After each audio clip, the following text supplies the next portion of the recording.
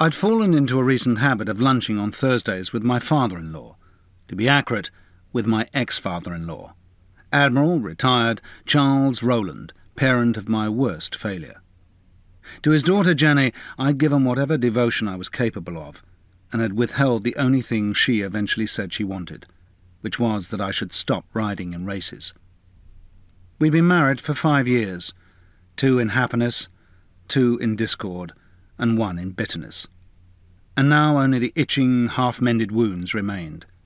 Those, and the friendship of her father, which I'd come by with difficulty, and now prized as the only treasure saved from the wreck.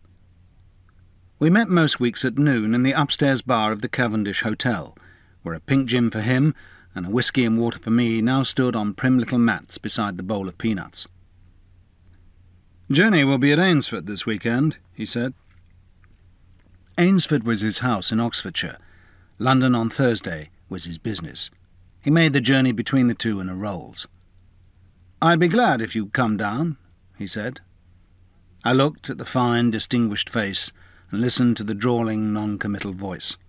A man of subtlety and charm who could blast through you like a laser if he felt the need.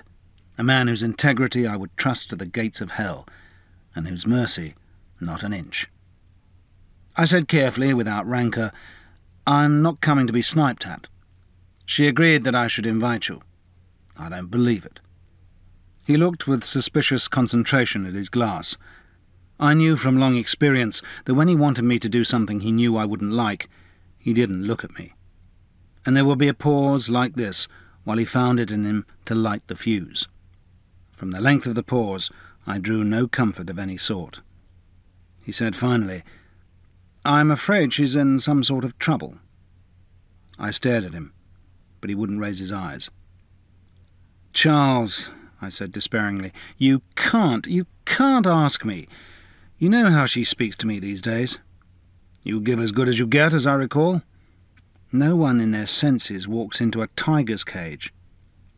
He gave me a brief flashing upward glance, and there was a small twitch to his mouth, and perhaps it was not the best way of referring to a man's beautiful daughter.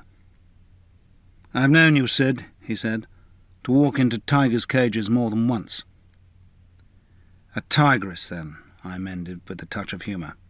He pounced on it. "So you'll come?" "No. Some things honestly are too much." He sighed and sat back in his chair, looking at me over the gin. I didn't care for the blank look in his eyes because it meant he was still plotting. "Dover sole?" he suggested smoothly. "Shall I call the waiter? We might eat soon, don't you think?"